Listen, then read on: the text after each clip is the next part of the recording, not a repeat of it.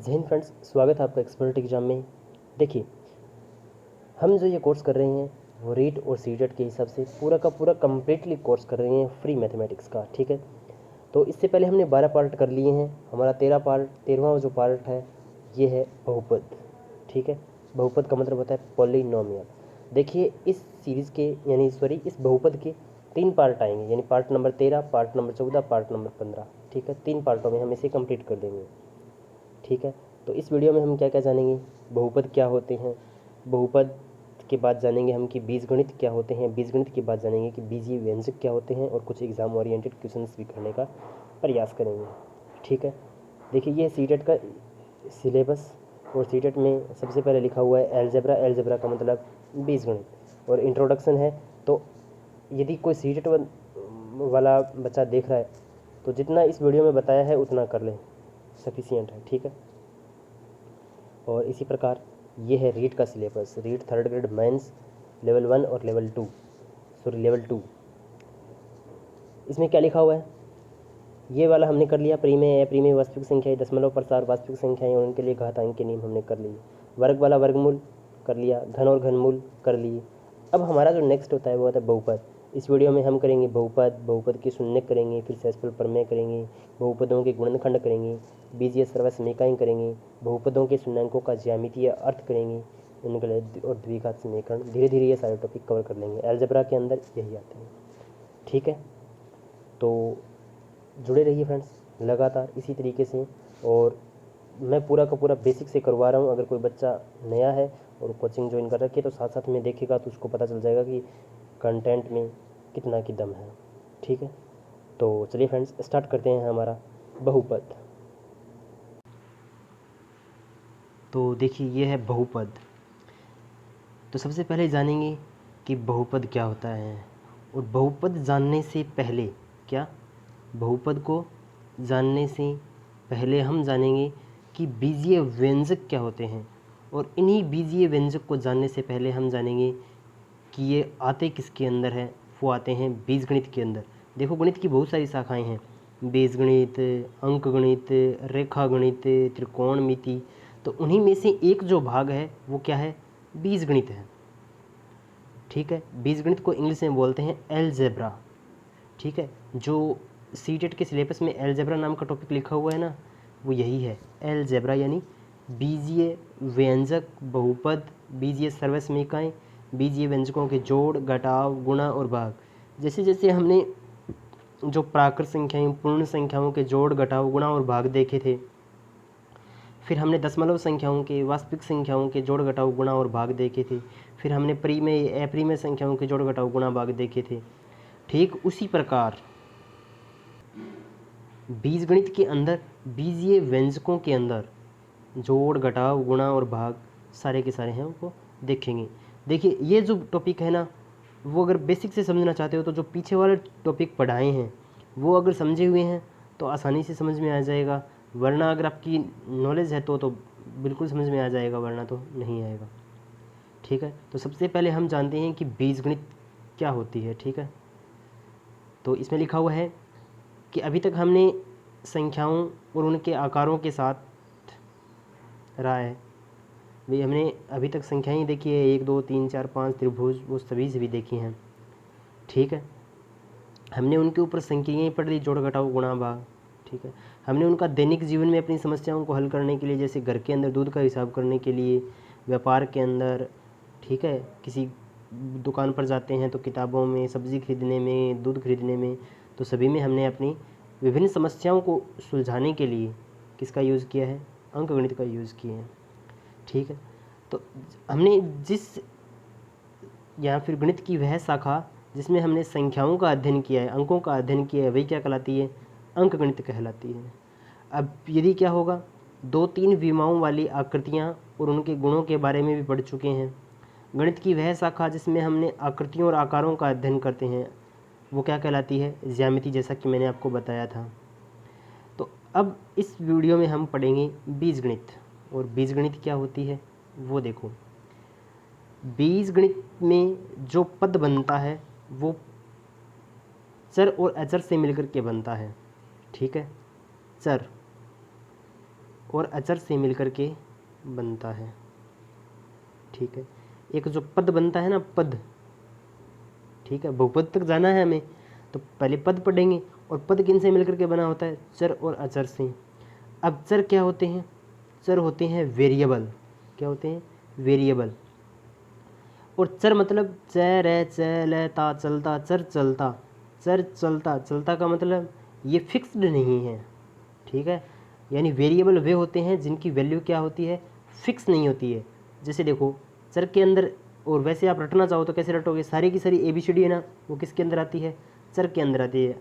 जैसे x y z p q r s t, जो भी, यानी 26 के 26 अक्षर हैं, वो किसके अंदर आते हैं? चर के अंदर आते हैं। अचर, अचर वे होते हैं जिनकी संख्याएं क्या होती हैं? जिनकी जो वैल्यू होती है वो क्या होती है? कांस्टेंट होती है। ठीक है, अचर को बोलते हैं कांस्टेंट। और कांस्टेंट वही होता है जिसकी वैल्यू है वो फिक्स्ड होती है। जैसे 4 हैं, 4 को आप ज्यामिति में जोड़ो, चाहे अंकगणित में जोड़ो, चाहे अलजेब्रा में जोड़ो, कहीं जोड़ो, 4 का 4 ही रहेगा। इसकी जो वैल्यू है ना 4, वो 4 ही रहेगी। जैसे 10 रुपये का नोट है, 10 रुपये का, तो उसको कहीं ले लो, चाहे चाहे बढ़िया की दुकान से ले लो, चाहे छोटे से छोटे शॉपकीपर की दुकान ले लो, चाहे बड़े से बड़े मॉल से ले लो, उसकी वैल्यू क्या रहेगी? 10 रुपये रहेगी। तो अचर का मतलब जो फिक्स्ड है, और चर का मतलब जो चलता है, यानी फिक्स्ड नहीं है। X y z. अब देखो, आपने कई सवाल किए होंगे, तो कहीं पर तो एक्स की वैल्यू 5 आ जाती है और कहीं एक्स की वैल्यू 6 आ जाती है। ठीक है, इसका मतलब ये चर है और अचर। तो चर और अचर से मिलकर के कौन बनता है? पद। कौन बनता है? पद। देखिए यहाँ पर एक परिभाषा लिखी हुई है कि n चर का एक उदाहरण है, इसका मान स्थिर नहीं है, ये कोई भी मान 1 2 3 4 ले सकता है, यानी x का मान कुछ भी हो सकता है। आप 4 सवाल लोगे, x के मान अलग अलग आएंगे, किसी में x का मान 1, किसी में x का मान 5, किसी के x का मान 7, किसी में x का मान 8। चर का अर्थ है जो वेरी करता है, यानी वेरिएबल मतलब चलता है ना, वेरी नहीं करता। तो वेरी करता है मतलब इसका मान है वो स्थिर नहीं है, इसके अनेकों मान हो सकते हैं। ठीक है, अब देखो, मैंने जैसे बताया था कि चर को दर्शाने के लिए ABCD का कोई भी अक्षर है वो यूज़ में लिया जा सकता है। ठीक है, बस इसमें इतना ही लिखा हुआ है। ये क्या आ गया? अब देखो, इन चरों से पद कैसे बनाएंगे? चर और अचर से मिलकर के पद बनता है। अब चर और अचर को मिलाएंगे कैसे, वो देखो कि चर के विभिन्न मान ले सकते हैं, इनका कोई निश्चित मान नहीं होता है, परंतु ये संख्याएं हैं, यानी अचर है वो संख्याएं हैं। जैसे देखो, 4 गुणा 3 प्लस 5, यानी 4 तिया 12, 12 और 5 17। इसी को क्या लिख सकते हैं हम? 12 प्लस 5। ठीक है, जैसे एक व्यंजक है ये, यानी ये पद है, 4x प्लस 5 है ना, ये एक व्यंजक है। और ये 4x है ना, ये 4x, ये क्या है? एक पद है। अब देखो, इसमें ये अचर है और ये चर है, तो चर और अचर मिलकर के क्या बनाते हैं? पद बनाते हैं। जैसे देखो, x प्लस 4 है, x क्या है? चर, यानी वेरिएबल, और 4 क्या है? कांस्टेंट। ऐसे याद रखो, ये वेरिएबल है, ये कांस्टेंट है। तो वेरिएबल और कांस्टेंट मिलकर के क्या बनाते हैं? एक पद बनाते हैं, एक टर्म बनाते हैं। ठीक है, अब देखो, इनको व्यंजक से पद बनाते कैसे हैं वो देखो आप। जैसे देखो, अब बड़े बड़े सवाल आते हैं ना, उनमें ऐसे क्वेश्चन में आएगा कि y में 5 जोड़ने पर। अब y में 5 जोड़ने का मतलब क्या हुआ कि y में 5 जोड़ दिया, ऐसे।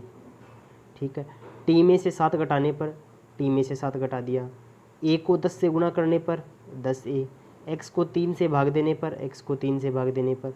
ठीक है, पहले x को 3 से गुणा करके, पहले x को 3 से गुणा करके प्राप्त गुणनफल में 2 जोड़ने पर, 3 से गुणा कर दिया फिर 2 जोड़ दिया।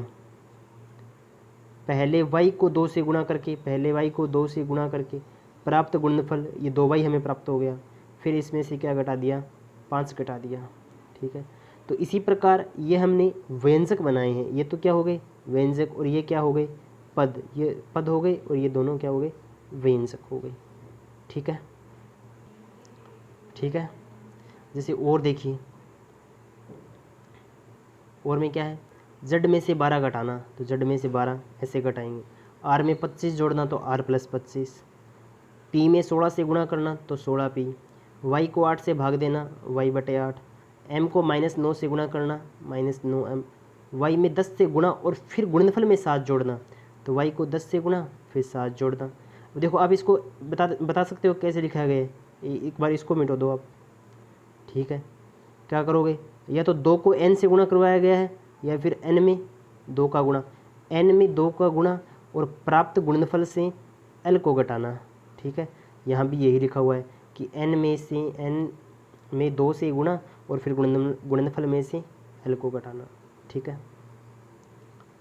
अब आप इनकी प्रैक्टिस कर सकते हैं, ठीक है, कि p को 7 से गुणा करना, p को 7 से भाग देना, n में से 5 घटाना, ठीक है। ये सारे के सारे आप प्रैक्टिस कर सकते हैं। अगर आपको नहीं आता है तो आप क्या कर सकते हैं, इनकी प्रैक्टिस कर सकते हैं, ठीक है। देखिए फ्रेंड्स, मैंने इसको मतलब जो समझा दिया उसी के ऊपर क्वेश्चन, जो समझा दिया उसी के ऊपर क्वेश्चन।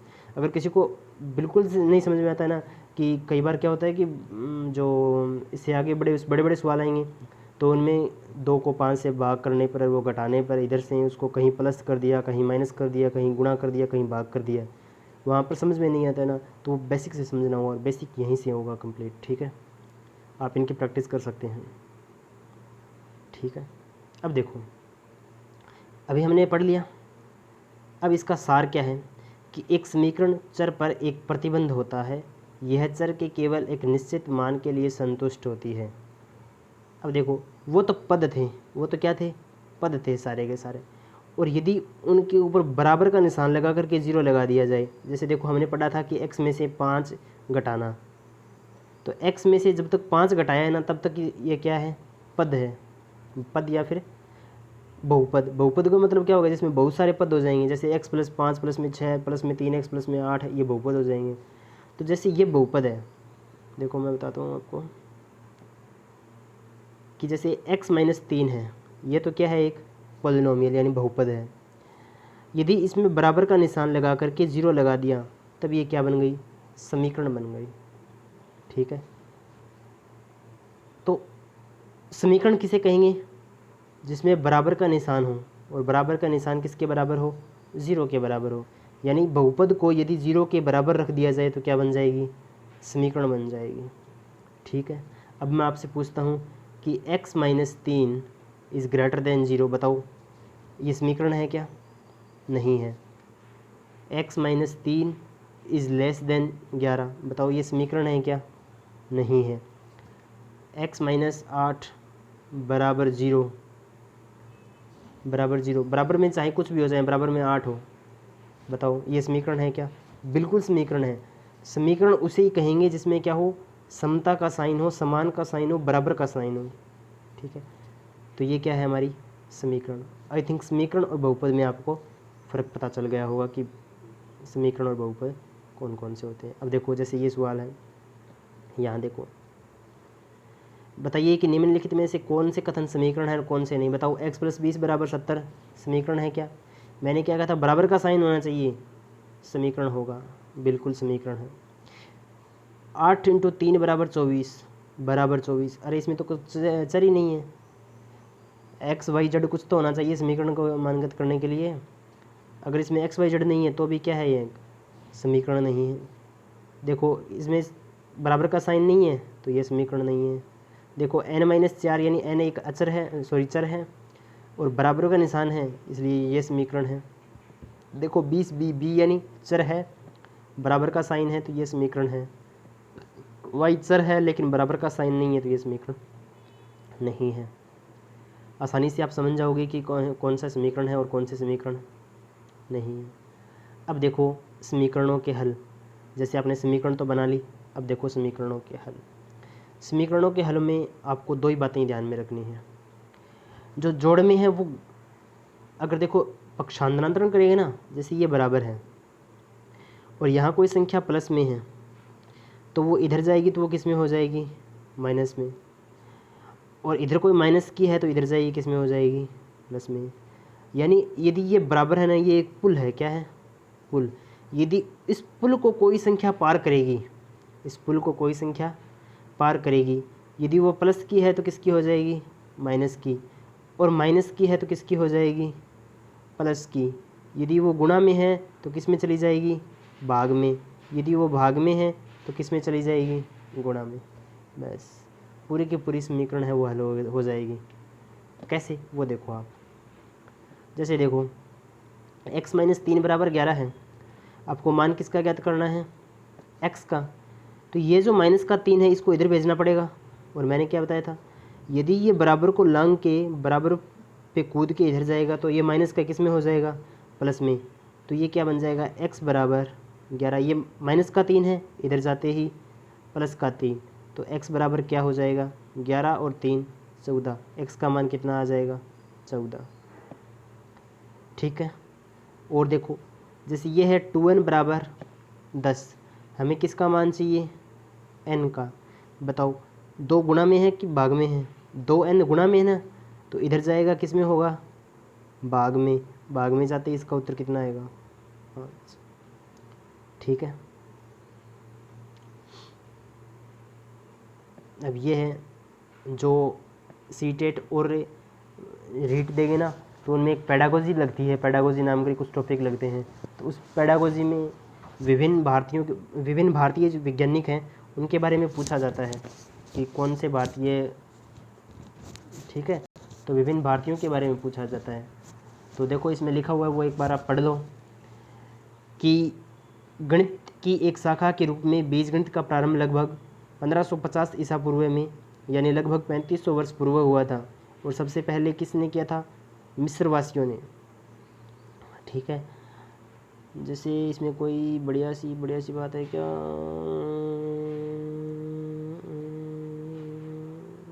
आप ये देख लो कि अज्ञात राशियों के लिए बीज, वर्ण इत्यादि जैसे नाम दिए गए और उनको व्यक्त करने के लिए प्रथम अक्षरों के रूप में किया गया, जैसे काला से का, नीला से नी, एल्जेब्रा के लिए भारतीय नाम बीजगणित इन्होंने प्राचीन। ठीक, आप ये पढ़ लेना, बिल्कुल सोरा से होता है। ठीक है। तो आई थिंक आपको बीजीय व्यंजकों के समीकरणों को हल करना और जो बेसिक है वो समझ में आ गया होगा। इसके बाद हम पढ़ेंगे बीजीय व्यंजक एवं सर्वसमीकाएँ। देखो बीजीय व्यंजक तो आप जान ही गए कि 2x + 5 = 0, 2x + 3, n + 1 से, वो सारे के सारे बीजीय व्यंजक हैं। अब क्वेश्चन आता है कि सर्वसमीका सॉरी, कि सर्वसमीका क्या होती है।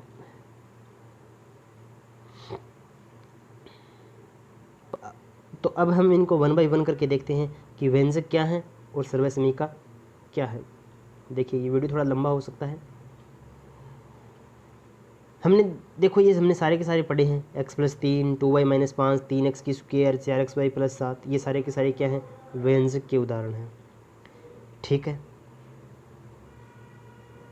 अब संख्या रेखा पर अब देखो पद, गुणनखंड एवं गुणांक। पद क्या होते हैं, मैंने पद बता दिया कि चर और अचर को मिलकर के क्या बनेंगे, पद बनेंगे। अब देखो गुणनखंड और गुणांक क्या होते हैं। पहले गुणांक को देखो, गुणांक क्या होते हैं। जैसे देखो ये है 4x, क्या है 4x। मैं बोलूँ x के गुणा में क्या है 4, x के गुणा में क्या है 4, और मैं आपसे ऐसे पूछ लूँ x का गुणांक क्या है, तो x का गुणांक कितना हो जाएगा, 4 हो जाएगा। यानी जो पूछे आपको, जिस भी मतलब x y z के पूछे उसके गुणा में गुणांक क्या है, तो उसके जो गुणा में होना वही बोल दो, वही क्या है, गुणांक है। जैसे देखो 7xy है, मैं पूछ लूँ कि x का गुणांक क्या है, तो x का गुणांक क्या हो जाएगा, x के गुणा में कौन है 7y, कौन हो जाएगा 7y, ना कि ओनली 7। ठीक है। 7 का गुणांक क्या है xy, y का गुणांक क्या है 7x। ठीक है। इन्हें क्या बोलते हैं, गुणांक बोलते हैं। अगर आपको ऐसे पूछ लें कि संख्यात्मक गुणांक क्या होगा, तब हमें ओनली संख्या बतानी है। ठीक है। जैसे देखो 7xy का गुणांक क्या है 7, -5x का गुणांक क्या है -5। तो संख्यात्मक गुणांक पूछे तो हमें ओनली संख्या बतानी है। जैसे 7 है तो 7, -5 है तो -5। ठीक है। और गुणनखंड क्या होते हैं, इनको टुकड़ों में लिखना। जैसे 4x है, ठीक है, 4x को पहले 4 को देखो, 4 को क्या लिख सकते हो 2 गुणा में 2 और गुणा में x। ठीक है। तो ये इसके गुणनखंड हो गए 2 2x। ठीक है। तो आई थिंक आपको पद मतलब पूरा का पूरा पद ही होता है, अचर और अचर मिलकर के क्या बनाते हैं, पद। गुणनखंड क्या होते हैं, उनको फैक्टर के रूप में लिखना, x है तो x, y है तो y। जैसे 5xy² है तो x y 5 है तो 5, ठीक है। और गुणांक का मैंने बता दिया, जो उसके गुणा के अंदर हो, ठीक है। तो आई थिंक आपको ये समझ में आ गया होगा। नेक्स्ट आता है एकपदी, द्विपदी और बहुपदी, ठीक है। एकपदी कौन से होते हैं? जिसमें एक ही पद हो। जैसे देखो 7 में एक ही पद है, x में एक ही पद है, लेकिन 7x, देखो एक पदी में एक ही पद होगा। ये क्या लिखा हुआ है कि व्यंजक x² y² -10x² y² plus 5x² plus y² minus 20 के प्रत्येक पद के गुणांक को पहचानिए। x² y² के गुणा में कौन है? 1। x² y² के गुणा में कौन है? -10। xy² के गुणा में कौन है? 5 -20, ठीक है। अब देखो एकपदी, द्विपदी और त्रिपदी में ये कौन कौन से होते हैं? एक पद का मतलब होगा उसमें एक ही पद होगा। पद मतलब चर और अचर दोनों हो सकते हैं। चर भी हो सकता है, एक अकेला अचर भी हो सकता है, लेकिन उसमें ज़रूरी नहीं है कि चर एक ही हो। चर 2 हो सकते हैं, 3 हो सकते हैं, कितने भी हो सकते हैं, लेकिन उसमें पद एक ही होगा। देखो जैसे 4x² है, 4 अचर है, x² चर है, 3xy। देखो इसमें x और y चर 2 हैं, x और y, लेकिन पद तो एक ही है, यानी 3xy सिंगल है। -7z 5xy², 10y -9, ऐसे आ जाए ना कि -x। बताओ चर है, सॉरी एक पदी है कि द्विपदी है? एक पदी है। याद रखना जो एक पदी होगा ना उसमें कहीं भी प्लस का साइन नहीं होगा, माइनस का साइन नहीं होगा। एक पदी होगा उसमें नहीं तो प्लस का साइन होगा और नहीं माइनस का साइन होगा। -9 82 MNP। देखो MNP इसमें पद तो सॉरी चर तो 3 है लेकिन पद एक ही है, ठीक है। या आते हैं एग्जाम में क्वेश्चन कि एक पदी कौन से होते हैं। जैसे ऐसे आ जाएगा कि -8 बताओ, एक पदी है, एक द्विपदी है, एक त्रिपदी है, एक बहुपदी है। ऐसे आ जाएगा -8 XYZ आ जाएगा, -8 XYZ। देखो -8 XYZ। अब बताओ ये एक पदी है, एक द्विपदी है? ये एक पदी है। चर से हमें कोई मतलब नहीं लेना देना कि चर कितने हैं इसमें, लेकिन पद देखो, ठीक है, टर्म्स। द्विपदी में 2 पद होंगे, देखो इसमें प्लस माइनस का साइन होगा। देखो a + b 4l + m, a + में 4, 5 - 3xy z² - 4y²। त्रिपदी में 3 होंगे, यानी इसमें 2 प्लस के साइन होंगे, a + b + c 2x + 3y - 5 x² y² - xy² + y², ठीक है। और 3 पद से ज़्यादा हो तब क्या कहलाएंगे? बहुपदी पे। a + b + c 3xy 7xyz -10 2x + 2y + 7z। अब आप सोच रहे होंगे ये कि 3xy बहुपदी में कैसे आ गया? भाई सारे एक पदी, द्विपदी, त्रिपदी को बहुपद तो बोल ही सकते हैं। जैसे 0 1 2 3 4 5 6 7 8 कुछ भी संख्याएँ लिखी हों तो हम उन्हें वास्तविक संख्याएँ तो बोल ही सकते हैं, ठीक है। अब आप इनको है ना देखो, अब देखो करो प्रैक्टिस इनकी। बहुपदों को एक पद, द्विपद और त्रिपदी के रूप में विभाजित कीजिए। देखो ये है माइनस का z प्लस में 5। बताओ एक पदी है कि द्विपदी? द्विपदी है। क्या है? द्विपदी। यह है x प्लस में y प्लस में z। बताओ कितने पद है इसमें? 3 पद है, तो ये कौन क्या हो गया? त्रिपदी हो गया। ये देखो y + z प्लस में 100 त्रिपदी हो गया। AB - AC द्विपदी हो गया। ये ओनली 17 लिखा हुआ है, एक पदी हो गया। अब आप इनके एग्जाम्पल भी लिख सकते हो। 3 एक पद हो जिसमें x y चर हों, ठीक है, ये आप एग्जाम्पल लिख सकते हैं, ठीक है।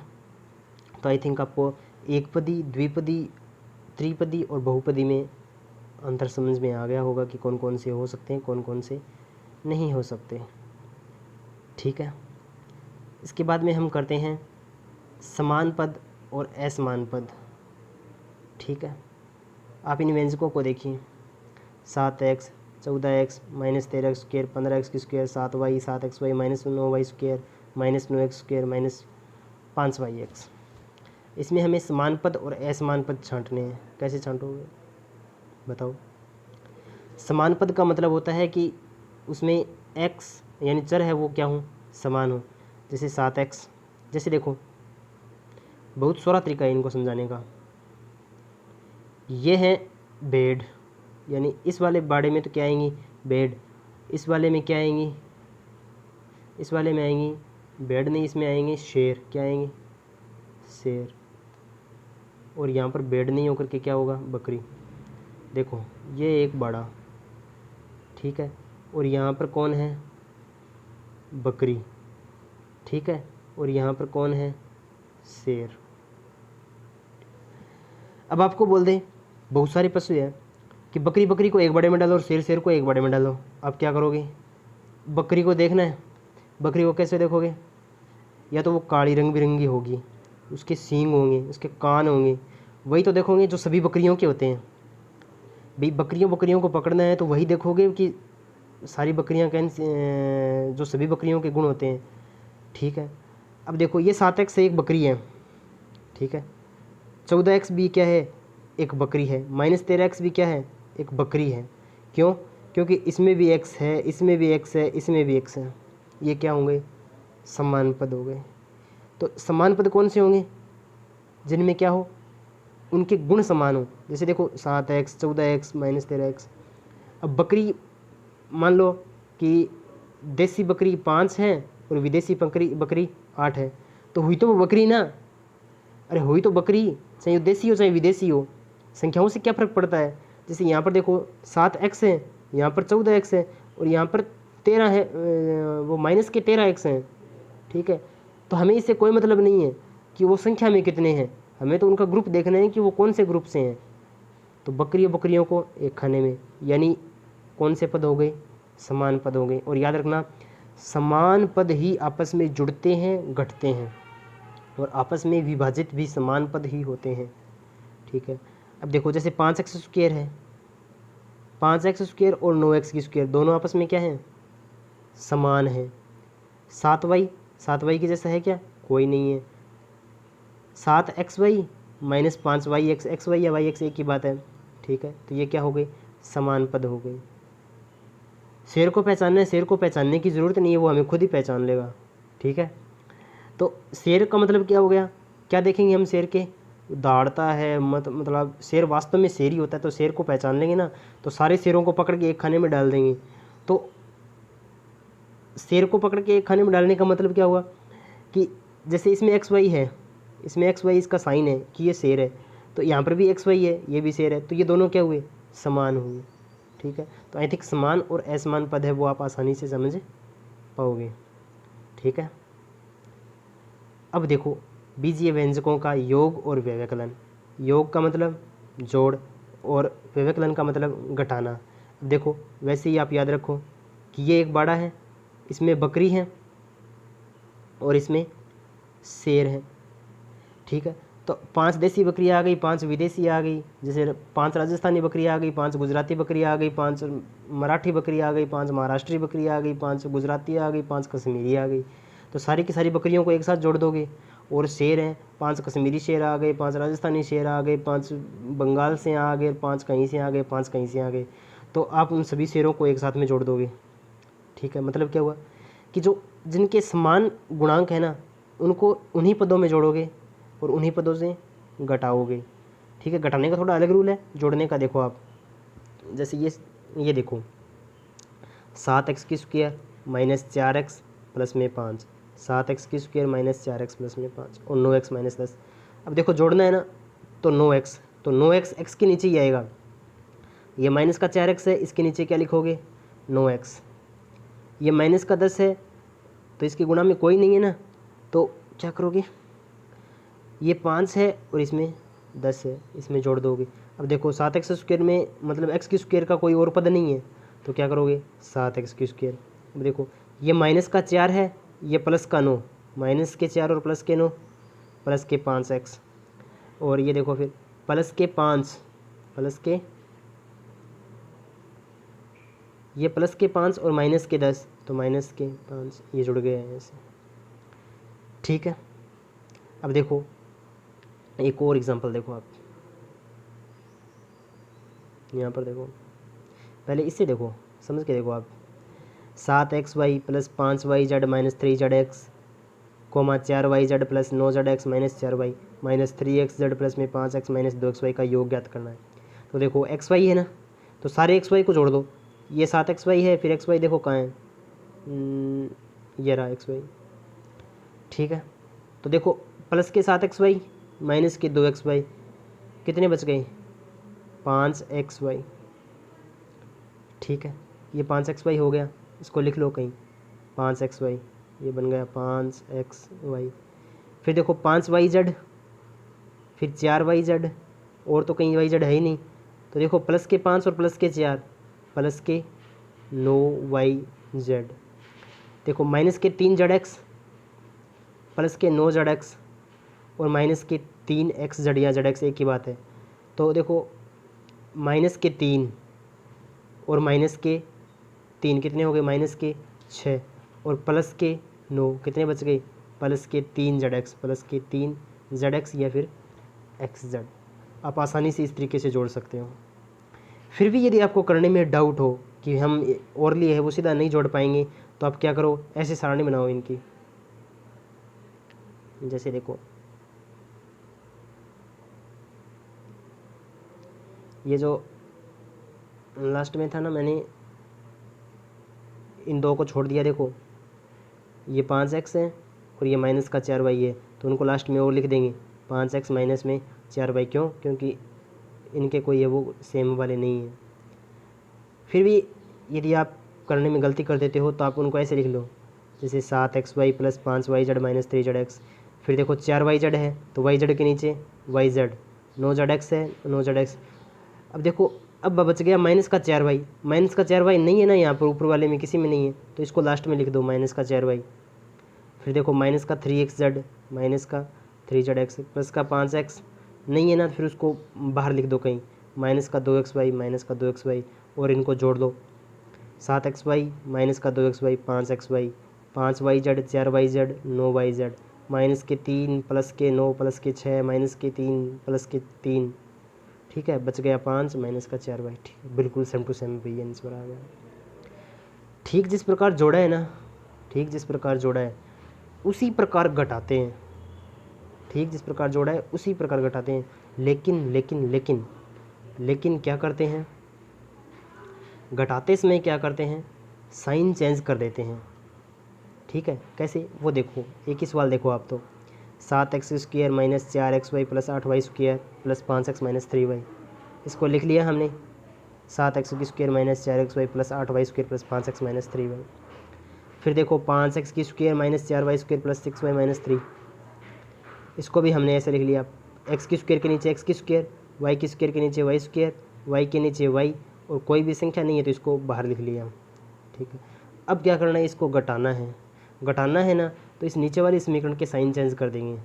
जैसे ये प्लस का है, ये माइनस का, ये माइनस का है, ये प्लस का, देखो इसको नीचे दिखाया गया है, ये प्लस का है, ये माइनस का, ये माइनस का, ये प्लस का, ठीक है।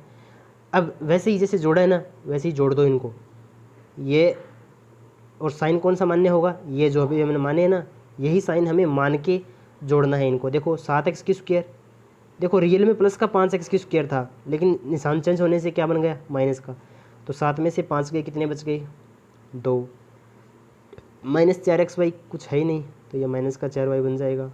ये प्लस का 8y² है, लेकिन यहाँ पर देखो माइनस का है, लेकिन होगा क्या, माइनस का निशान चेंज प्लस का, तो 8y², तो ये माइनस का 4 है, ये प्लस का बन जाएगा, तो ये प्लस का 12y², प्लस का 5x, देखो ये माइनस का 3y है और यहाँ प्लस का 6y है, लेकिन निशान चेंज क्या, माइनस, तो माइनस और माइनस प्लस, तो माइनस माइनस कितना बन गए, माइनस के 3 और माइनस के 6 माइनस के 9, और ये माइनस का 3 है, तो निशान चेंज होगा तो क्या बन जाएगा, प्लस का 3 बन जाएगा, ठीक है।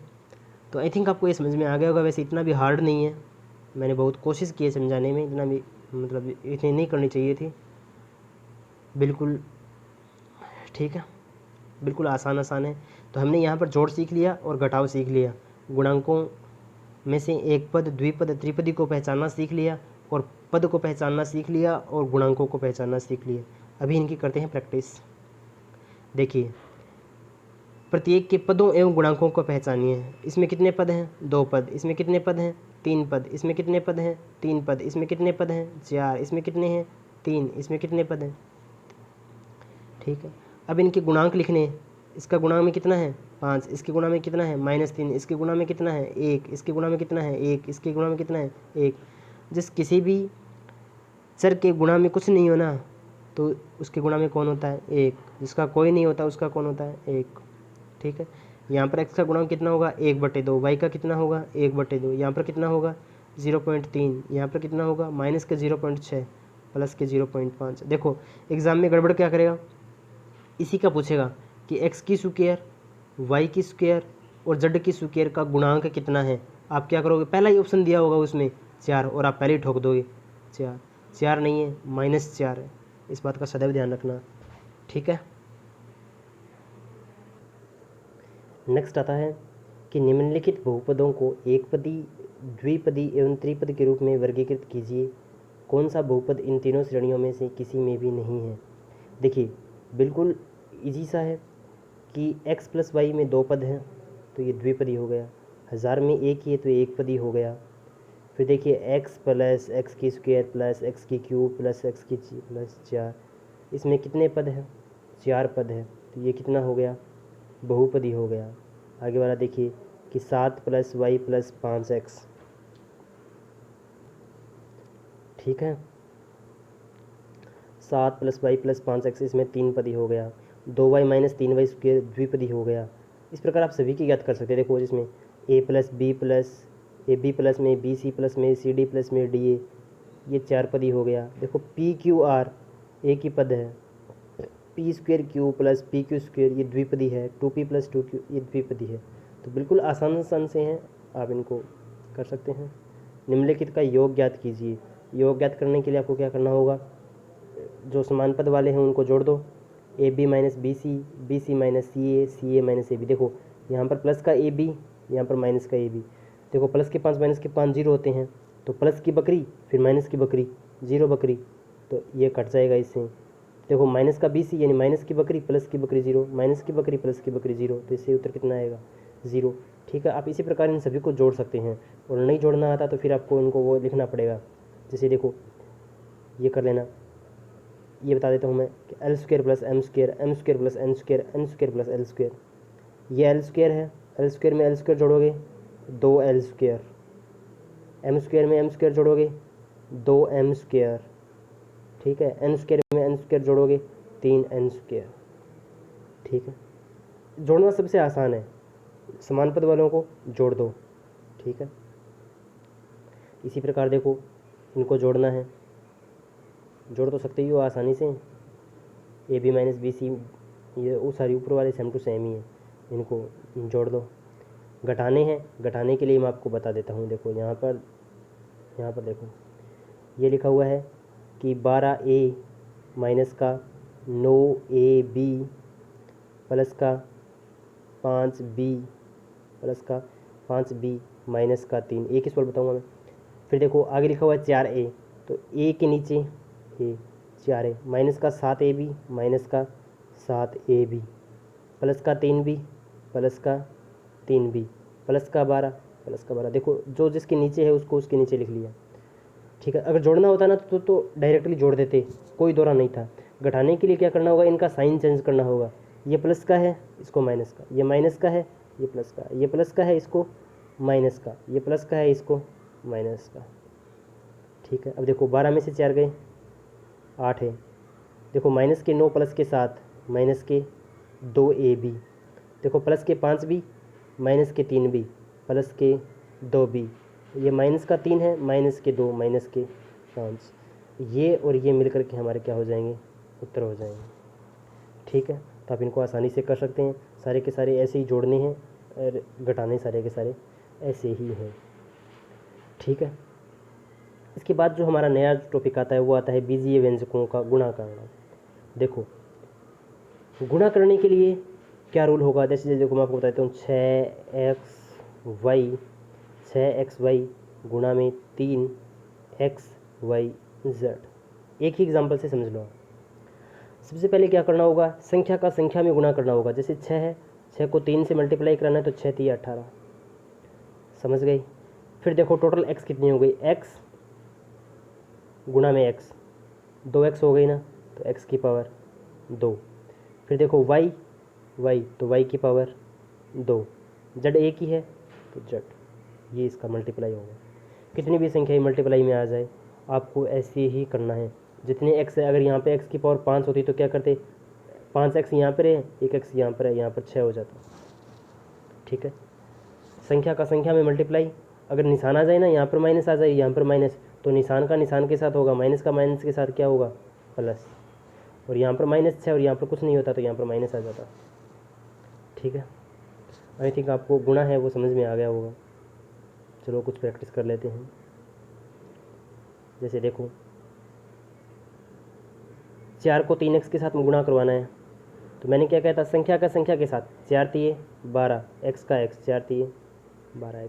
अब देखो x का 3y के साथ करवाना है, तो 3 के साथ तो एक ही है, तो 3 एक कम 3, x यहाँ पर अकेला ही है तो x, y यहाँ पे अकेला है तो x, y का y, 3xy। ठीक है, इसके अलावा देखो 5x गुणा में 3y, देखो मैंने क्या बोला था, संख्या का संख्या के साथ, 5 3 15, तो यह आ गया 15। फिर xy है तो xy आ जाएगा।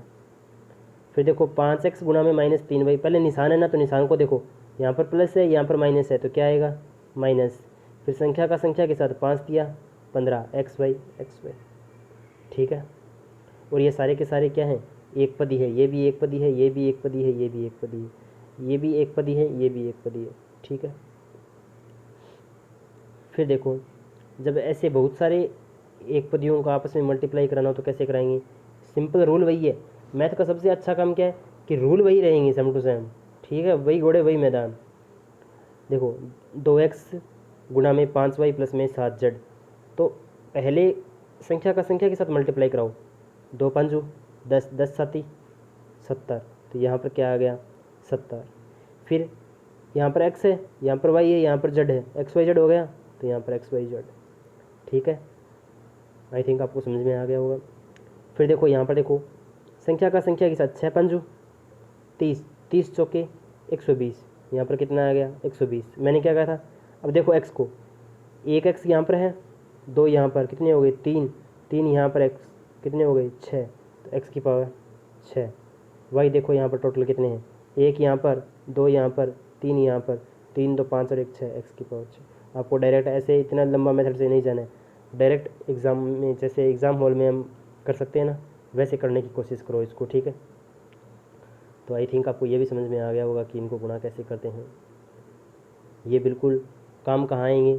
अब आप सोचते होंगे कि ये गुणा सीख तो लिए, काम कहाँ आएंगे। प्रश्न आएगा, एक आयताकार भाग की लंबाई 3x है, चौड़ाई 5y है, तो बताओ उसका क्षेत्रफल कितना होगा। ठीक है, तो 3x का 5 के साथ कराना है, तो 3 का 5 के साथ 5 दिया 15, और x का y के साथ 15xy। अब ठीक इसी प्रकार देखो 9y का 4y के साथ करवाना है, तो 9 चौके 36। फिर देखो y यहाँ पर 1 है, यहाँ पर 2 है, तो टोटल y कितने हो गए, 3, तो y की पावर 3। यहाँ पर देखो 4ab 5bc, पहले संख्या का संख्या के साथ 20। देखो यहाँ पर a एक ही है ना, तो a अकेला आ जाए, b देखो एक यहाँ पर एक यहाँ पर, तो b की कितनी बन जाएगी, 2, और c अकेला है यहाँ पर तो c। यहाँ पर देखो 2 को 3 से कराएंगे 6, यहाँ पर l 2 है और यहाँ पर l 1 है, तो टोटल l कितने हो गए, 3। यहाँ पर m देखो 1 है, यहाँ पर m 2 है, तो m कितने हो गए टोटल, 3, तो ये कितना बन जाएगा, 6l3 m3। ठीक, तो आई थिंक फ्रेंड्स आपको गुणा करना है वो समझ में आ गया होगा, बिल्कुल आसान सा ही है। अब तीनों का करना हो तो कैसे करेंगे, डायरेक्ट देखो आपको इन चक्रों में नहीं पढ़ना है, संख्या का संख्या के साथ कराओ, 2 3 6, 6 5 30, यहाँ पर 30 आ गया ना। ठीक है, अब देखो ए अकेला ही है, ए आ गया। फिर x देखो, x अकेला है, x आ गया। बी वाई सी जेड, देखो b अकेला है, b आ जाएगा, c अकेला है, c आ जाएगा, y अकेला है, y आ जाएगा, z अकेला है, z आ जाएगा। इसने बस थोड़ा बढ़िया तरीके से लिख दिया, ए बी सी को साथ, एक्स वाई जेड को एक साथ। बाकी ऐसे भी लिखता था ना, 30 ए बी नहीं A X B Y C Z, तो भी गलत नहीं होता। ठीक है, आप इनको आपस में मल्टीप्लाई करा सकते हो और अपने आंसर है वो चेक भी कर सकते हो। देखो यहाँ पर इनके आपस में मल्टीप्लाई कराओ और आंसर चेक करो। ठीक है, देखो ये प्रैक्टिस के लिए क्वेश्चन है, आप इनके गुणा करो। और यदि आपको कोई भी क्वेश्चन में डाउट आता है ना, तो मैंने आपको नंबर दिए हुए हैं 97 838 70 385। इन नंबरों पे आप क्या करो, जो भी डाउट आता है व्हाट्सअप कर दो, आपको आंसर मिल जाएगा। Only WhatsApp, don't call. ठीक है। अब देखो, एक पदी का द्विपदी से गुणा करना, देखो गुणा सारे के सारे एक जैसे ही होते हैं। चाहे आपको, अगर आपको 50 का 50 से गुणा करना आता है ना, तो आप 500 का 500 से भी गुणा करवा दोगे। ठीक है। अब देखो, ये है 2x का 3x प्लस 5y।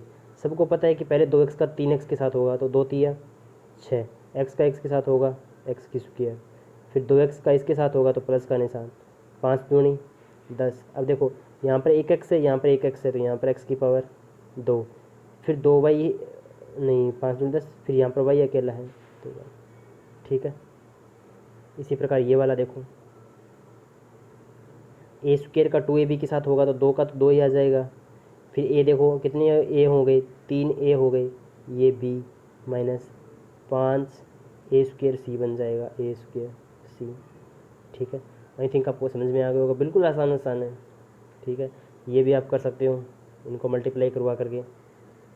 ठीक है। ये आप करो इनको खुद, और इनकी है वो चेकआउट भी कर सकते हो। ठीक है। निम्नलिखित को जोड़िए। अब जोड़ो कैसे, पहले 5m को इससे मल्टीप्लाई कराओ, फिर इसमें जोड़ो। पहले इसको बात वही है, जोड़ना पहले सिखा दिया, मल्टीप्लाई करना भी सिखा दिया। अब दोनों को साथ में सीख लो, जोड़ना घटाना, और इनके उत्तर इनके नीचे लिखे हुए हैं, तो आप आसानी से समझ सकते हो। ठीक है। इनको घटाना है, घटाओगे कैसे, पहले इनको सॉल्व करोगे, जैसे 2pq है, मल्टीप्लाई कराओगे ये समीकरण बन जाएगी, सॉरी ये बहुपद बन जाएगा, इसको कराओगे ये पद बन जाएगा, फिर इनको घटाओगे तो निशान चेंज करते हैं। ठीक है। एग्ज़ाम में एग्जिट यही क्वेश्चन आते हैं, सेम टू सेम। मैं आपको जल्दी ही ना रेट का जो पेपर हुआ था ना 2022 वाला, उसका पूरा का पूरा सॉल्यूशन करवाऊंगा, फिर देखना आप कैसे कैसे क्वेश्चन आते हैं।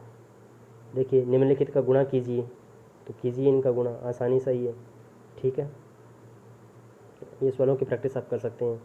ये इनको मल्टीप्लाई कराइए और फिर इनको जोड़िए, बिल्कुल आसान आसान है। ठीक है। बहुपद को बहुपद से गुणा करना, गुणा करना बहुत बिल्कुल सी बात है वो। अब देखो ऐसे आ जाए, x माइनस 4 है, 2x प्लस 3 को आपस में मल्टीप्लाई करा दिए, तो पहले इस x को इसके साथ मल्टीप्लाई करा दो, पहले इस x को इसके साथ मल्टीप्लाई करा दो, फिर इस -4 को इसके साथ मल्टीप्लाई करा दो। जैसे देखो, x को इसके साथ मल्टीप्लाई करा दिया, फिर -4 को इसके साथ मल्टीप्लाई करा दिया, क्या बन जाएगा, x 2x की स्क्वायर। देखो सारे के सारे एक जैसे ही हैं, कोई बताने में टाइम वेस्ट होगा, ऐसे कुछ नहीं। आप ये भी कर सकते हो, इसमें जोड़ना घटाना गुणा करना, सारे के सारे गुणा करना, सारे के सारे एक जैसे हैं, बस ये थोड़े लेंथली हैं। लेंथली है तो मैं इस स्लाइड पे कर नहीं पाऊँगा, क्योंकि मेरे पास ये वाला पेन है। ठीक है। इनके गुणा कीजिए, आप इनकी प्रैक्टिस कीजिए। देखो, आप इनकी प्रैक्टिस कीजिए, ये सरल करने वाले सारे के सारे एग्जाम में ना 2021 का जो रेट हुआ था ना, रीट प्री, पहला ही क्वेश्चन गुणनखंड का आया था यही वाला, उसमें सिर्फ भाग करना था, भाग करना मैंने आपको बताया नहीं अभी तक। ठीक है। तो आप इनको आसानी से कर सकते हैं। तो देखिए फ्रेंड्स, ये वीडियो थोड़ी लंबी हो जाएगी, तो बहुपद का जो नेक्स्ट नेक्स्ट पार्ट है कि सर्वसमीका क्या है, सर्वसमीका क्या है, वो करेंगे हम नेक्स्ट वीडियो में। तब तक के लिए जय हिंद, जय भारत। जुड़े रहिए वीडियोज़ के साथ, आपको धीरे धीरे इनके प्रैक्टिस क्वेश्चन भी करवाएंगे, सारे के सारे प्रीवियस ईयर। एक बार बस थोड़ा सा जल्दी से सिलेबस कंप्लीट हो जाए, अभी रीट की भर्ती आने में थोड़ा टाइम है, सीटेट में थोड़ा टाइम नहीं है, अभी सीटेट जल्दी आ जाएगा, उससे पहले आपको बहुत सारे क्वेश्चन है वो करवा दिए जाएंगे। ठीक है। तो थैंक यू फ्रेंड्स, जल्द ही लौटेंगे नेक्स्ट वीडियो में, तब तक के लिए जय हिंद, जय भारत।